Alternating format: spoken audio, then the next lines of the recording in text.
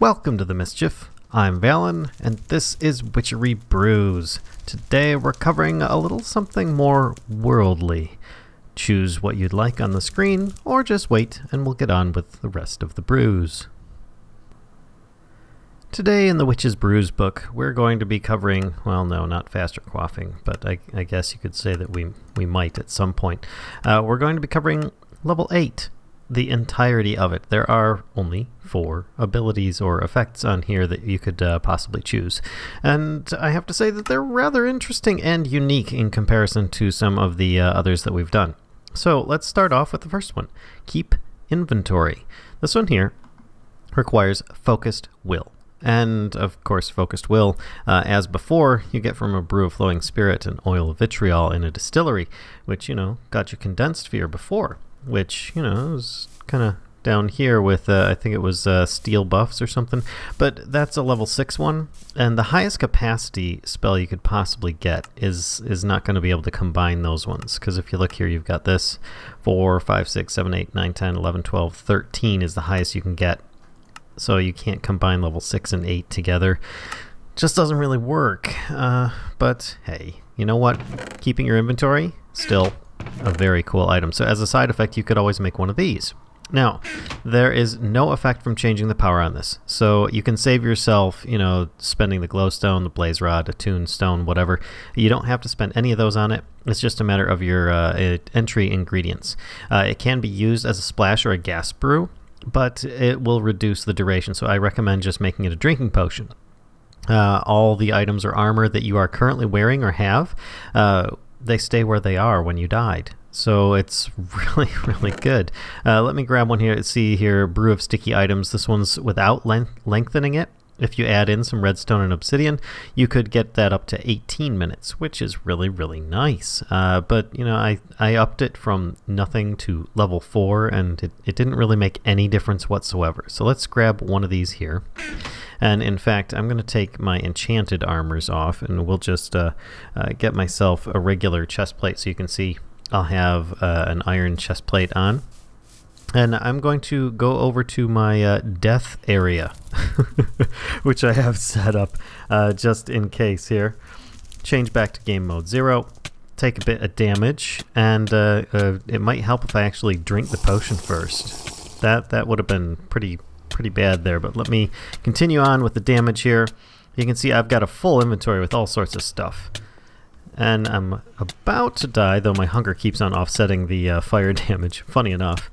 There we go, I've died. Now I respawn, and all my stuff is still in the same spot. Of course, the chest plate took damage from the fire itself, but otherwise, all's good. And because I was in creative at the time, I had accidentally duplicated that chest plate. But there we go, I'm back to normal. Inventory is all sorted out, and I can get going. Next up, we have the star of the episode, in my opinion, Shifting Seasons. A lot of people look into casting this as a ritual. I highly recommend doing that instead of casting this as a brew, but then again, a brew can be extremely useful as well. I have a ton of stuff in here, and the focus for this one here, you'll notice, is kind of this little note that has like this little kind of map-looking effect on there. That's because you'll need to actually make some more books here. Now, your standard brewing book, your Witch's Brews book here, you know, which has all your information in it for doing a lot of the brewery stuff, you're going to want to make a book of biomes, which your recipe is just a book, ink sac, stone, feather, and oak sapling, and that'll make you your book of biomes, which can be helpful, especially if you're, look here, Shifting Seasons, right, of Shifting Seasons. It even says it right on the first page, and this explains how you can cast or use these different foci in casting the ritual, which would require, let's see if I can head over this way. There we go, game mode 1. And you see here, I currently have a ritual space set up for casting from a cauldron. I'm not going to be casting from a cauldron. I'm making myself a brew that's going to change the biome area, which is going to be less effective, but still effective nonetheless. So what you're going to want to do is take this a step further and craft the Book of Biomes Extended Edition. And the recipe for this is taking your Book of Biomes and slamming it with 4 stones in a crafting grid, and that will make it to the extended edition. I don't know why that does that, but I just thought that recipe was kind of funny.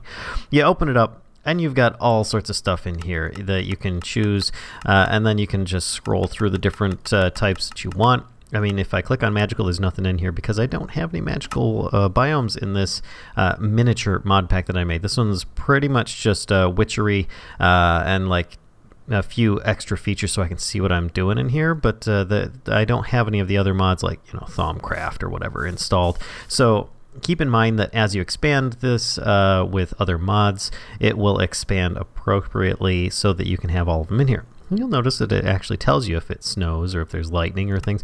So if anything, this can be a very useful tool for you nonetheless. Now, with that, you take those in a crafting grid and you can create yourself this little paper, which I will show you that just before we do this. But the more power that you put into one of these brews, the more intense changes are in the area of effect. And then the area of effect has no effect, which is the sad part. I was really hoping that you'd be able to expand the area that it affects, but no, it's pretty much just one area, and it's only affected by power. Now, gas brews and water brews, liquid brews rather, they all act like a splash brew. So you're pretty much stuck with a splash brew. You can try a drinking brew, but it's not actually going to work at all. So allow me to move these books out of here. I'm going to even just throw that one away that I'm not going to need. And I'm going to take, I actually renamed these so that I knew which area that they belonged to were. Let's grab a bunch of these. And then, like, that's just a gas brew. Let's grab this Jungle Hills brew here. Yeah, we've got plenty of those. I'll put one back. Actually, I'll put both of those back. And we'll head over here, and I'll show you how to create one of those pages real briefly now. You just go into a crafting grid. You take your Book of Biomes Extended Edition, which, if you haven't already, you choose what you want. Let's say sandy, swamp, wasteland. You know, wasteland, no, river. Let's do a river or an ocean. There we go. We'll do the ocean. And with this, you then take that plus a piece of paper, and that will then get you your biome ocean paper.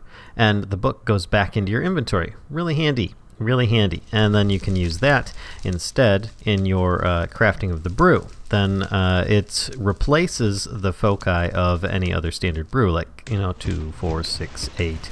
And then you can make it very powerful and toss it in there, and then make it a splash brew. Toss in some glass bottles to pick it up, and there you go. I now have myself Splash Brew of Shifting Seasons. Of course, I ran through that really quick, but keep in mind it's just a level 8 spell. And if you choose something that's very low power, allow me to actually do this real quick so that you can see the difference. Alright, 1, 2, 3, 4. And I'm not going to put any power in there whatsoever, but I am going to put the biome in there, plus gunpowder to make it splash, though I don't really need that. And let's see, there we go. Splash Brew of Shifting Seasons. It doesn't say level 4 like the other ones did. So you see, like, they say Shifting Seasons 4. This one's just standard. So these two here that don't have an actual identifier are the ocean biome that I'm looking at. So I'm going to actually put these down here in my weapon slots.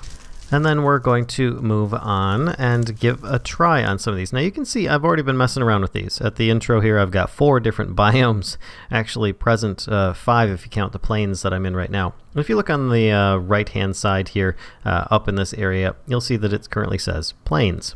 And in fact, allow me to make that a bit bigger. There we go. Really, really honking big there.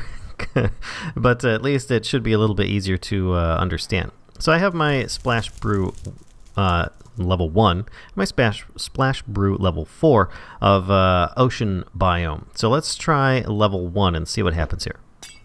Nothing. And let's try level 4. Oh, there's a color change. That's interesting. So if I toss this level 1 out here, you can see that there's very little, if any, effect. You can see a tiny smidge of color difference there. And it still registers as plains, even though it does take a few seconds for it to update. Now if I stand in the middle of this one, you give it a few seconds and it will then start, there we go, ocean. And yeah, so you're going to want to pump some power into this brew to make sure that it actually works, or else it's just going to kind of fizzle out and you'll have wasted ingredients. Now, just to give an idea, I mean, I kind of messed around with just kind of splashing stuff. I was messing around with this, you know, you just splash things around, but it also affects some of the foliage of the surrounding area, like grass, trees, maybe even some of the watercolor in this. But let's see, I currently have a Brew of the Jungle, and you can see that everything is really getting bright for the most part. Not everything is affected by that. You can see that the watercolor actually doesn't change. Some of the trees don't change that are in this, but there you go. There's jungle. We've got ice spikes, which is going to make everything very like kind of cold. And you'll want to be aware that by changing these, you might actually get different effects in those areas. It's not just a bunch of you know, color changes, because if you notice here, this is currently no, not desert. That was the one that I went over there. Ice Plains spikes. So when it started raining, it actually snowed in the area, and you could get some snow effects as well. So if you're just trying to go for this teal color, keep in mind that might happen, and that's why you've got that book for reference. Now let's try Roofed Forest, and you can see things get kind of like this muted darker green color, and it splashes all the trees back to their standard colors. Brew of the Forest, or Desert rather. Let's see. Now these are just some of them. I mean, there are tons of oh look, the water is actually freezing, so that's a good way to get ice cubes if you want. But you can this can change the foliage of the trees in the area. It can change the ground, change the effects of the water and the weather around you as well. Swampland can make it look really, really dark here. I know I'm just kind of giving you guys a quick brief overview of some of the colors that there are. There are tons more if you add in other mods that bring in more things, specifically Biomes of Plenty, you know, the Magical Forest from Thaumcraft or something like that, and it can be really good. And of course I've got my Plains one here that I'm just gonna use to kind of clean up a little bit of the messy area and restore everything back to the way it was. But yeah, it's a lot of fun to play around with. I mean, I was tossing tons of those out, but if you just hit one of these on the ground, Brew of the Jungle, there you go. That's a pretty good space. It covers probably out about like 3x3, 5x5, something like that. So let's take a step closer. There you go. So it's probably about like a 5x5 with rounded corners would be the area that it really affects. And I find it quite useful because you can therefore specifically have one little area, you know, in each one. You could have lots of layers. You could change all sorts of stuff according to your needs or just to how you want your build to look. A lot of fun here. All right, spread debuffs. This one here is rather interesting and not as good as I had originally hoped. What I was hoping is that I'd be able to use this for the Valens brew at the end, but it didn't really work out that way. Allow me to demonstrate. I have a brew of spread debuffs, level 4, which of course uses a creeper head. I do recommend that if you're going to use this, you use it in combination with other brews, and I will explain that in a moment as well. I also have a brew of poison, weakness, and cold, all level 3. This is level 4. There's a reason for that.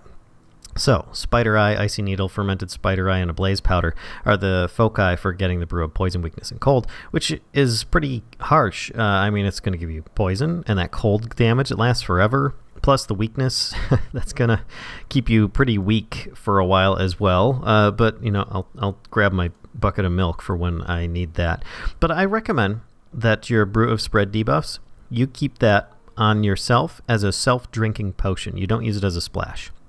And you add in your quick drinking items here, which is Rowan Berries, Exhale the Horned One, and Spanish Moss. If you don't know what I'm talking about, because I haven't mentioned this too much here, you haven't seen some of the regular brewing series I've done, then I recommend you check the down in the description below. I've got the links there.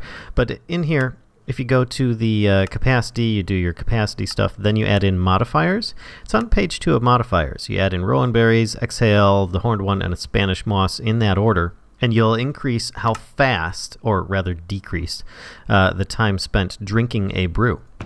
So you're going to want to drink this immediately after giving yourself a whole bunch of debuffs, things that are negatives on you. Now, there is a certain restriction on that, and that's why I specifically brewed this one as it is. One, the power affects lesser leveled effects that are curable. Lesser leveled. So if my poison weakness cold brew was all level 4, requiring glowstone, blaze rod, and a tombstone charged, then the Brew of Spread debuffs would have absolutely no effect. So that's a really big thing to keep in mind, is that if someone else is using level 4 stuff and you're hoping to kind of spread these effects back on them because you have them, that's not really going to work. So this is a situational brew at best. Area of effect isn't going to make any difference. It won't affect the same level effects either. And it removes debuffs and spreads to all those that are nearby, not just one. So this is where you get the strategy from with this. So first and foremost, you should know it's only curable effects. Normally curable effects. If you use some advanced version of curing them, then it's not going to work. So let's say that you have some enemies nearby and they're dodging your brews left and right. Well, you can drink a self-damaging brew. And then you drink this, and pow, you've spread it to all those that are nearby. They then get the debuffs. Now you notice though, I still have chilled 3. Chilled is not something that you can easily eliminate. Now in creative mode I can, with a bucket of milk, not a problem. But I mean, it's something to keep in mind here that you see these guys are getting poison. They also have a weakness effect. If you look at the particles, I'm seeing it just looks like green, but they do get it spreads the weakness to them as well. And it spreads out from you by about 10 to 15 blocks radius, so that's not that bad. But if you put fast quaffing on both, whatever situational brew you want to spread out, and your Brew of Spread debuffs, then you should be pretty good to spread out some really decent stuff. I mean, if you look here, there's like 2.25 minutes, 9 minutes, 9 minutes. You can get a lot longer stuff by a self-drinking brew than you can by a splash potion. So keep that in mind. You can send out some really long-term hurt on your enemies with this kind of stuff. So this can be very powerful if done properly, but if they are also using level 4s, it's not really going to help you out too much. And here we have the Brew of Keep effects. This one here, the power level will keep the effect of the same level or lower. Well, the idea with this one is, let me grab these here. Brew of Sticky stuff. Yes, it's really weird. The idea with this is that you keep a brew effect after you've died. So let's say that you expire while fighting a wither boss, and with that you still wanted to keep the, let's see if I have it in here, the Brew of Strength, reflect projectiles and poison weapons. You wanted to keep those going on because that was a really expensive brew to make. You didn't want to waste it. You needed to use it on the boss, and you're already back fighting him again, but your effects have gone away. Well, this is what will help with that. So you need Redstone Soup. Not the easiest thing to make, but not the most difficult either. And it will keep the power levels identical. So if you are drinking like these here, keep the effect of same level or lower. So these could be level 4 effects, and it would still keep them, which is pretty neat. But it would have to match that. So if I used a Brew of Sticky items and it didn't, or sticky potion effects, excuse me, not sticky items. That's the keep inventory item there. If you do the Brew of Sticky potion effects, then it can be the same level or higher. So not a problem. But it doesn't work with the keep inventory effect. I did try this. I was like, oh my gosh, so if I used keep inventory, which I keep my stuff if I die, and then I use this, which allows me to keep my potion effects, then I could keep the potion effect of keeping the stuff when I die, and then I could just keep on dying over and over again, and oh my gosh, that would have been awesome. No, he took precautions on this. Emoniph is knowing exactly what he's doing. But it can be used in a gas or splash brew, but it's got less duration, so I highly recommend that you extend it by adding in redstone and obsidian. And once again, you can get that up to, what is it, like 18 minutes. Look at that, 18 minutes. And I'm going to do, let's see here, Brew of Sticky items, sticky potion effects, sticky potion, Wait a minute. Where'd all the... I got a lot of sticky potion effects here. So I've got the lowest level one, and the power will keep the effect of the same level or lower. So you need to have it be high enough to equal what you have. And right now I've got a level 3 spell, or level 3s in here, so I'm going to want the level 4. And in fact, I'm going to take the one that has 18 minutes. Boom, there we go, sticky potion effects for 18 minutes, and it will affect anything level 4 or lower for any positive potion effects that I currently have. And I don't have any on me at the moment, but I can, you know, then drink this. And I now have strength and poison weapons and reflect projectiles, which is wonderful.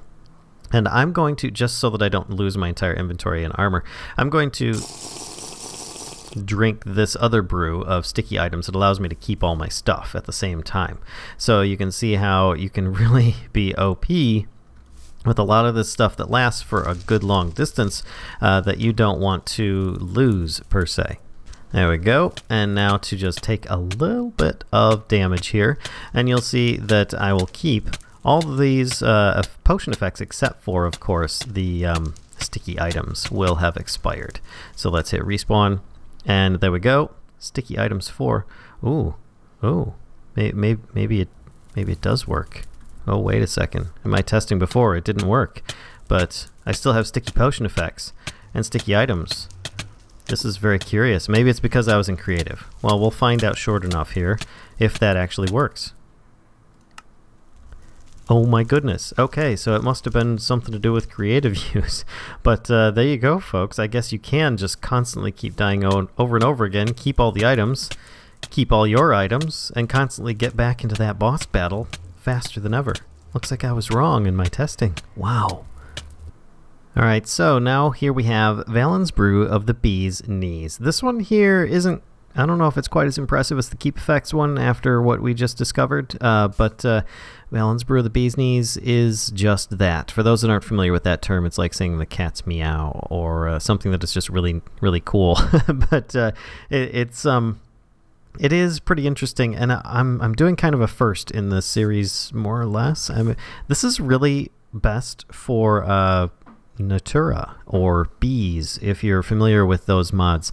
But it's a specific effect that should help you with those. It's really simple. It's not actually going to cost you another star in this case. I really did keep it minimal.